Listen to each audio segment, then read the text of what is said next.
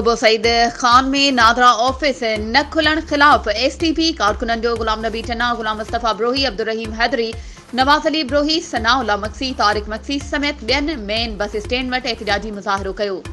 इन मौक़े ते मुज़ाहिरीन साफ़ सां ॻाल्हाईंदे चयो त 2004 में तालके जो दर्जो मिलण बावजूदि कुबो सईद खान में नादरा ऑफिस क़ाइमु न थी सघियो, जंहिं सबब कुबो सईद खान तालके जी 3 यूसिन जे इलाइक़े वासी, जंहिंमें कच्ची पुल, चौखी, 97,000 समेत इलाइक़े वासी सख़्त तकलीफ़ुनि खे मुंहुं ॾेई रहिया आहिनि।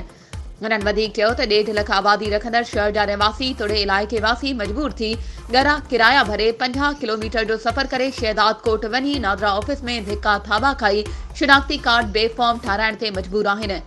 हुननि नादरा चेयरमैन ऐं निगरान वज़ीर आज़म समेत ॿियनि मसवारनि खां मुतालबो कंदे चयो त कुबो सईद खान में नादरा ऑफिस खोले रहवासियुनि मां बेचैनी ख़त्म कई वञे, ॿी सूरत में एहतिजाज जारी रहंदो।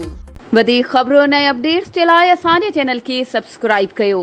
ऐं हा, बेल आइकन खे प्रेस करणु न विसारिजो त जीअं असांजी हर नई अचण वारी वीडियो तव्हां ताईं पहुची सघे।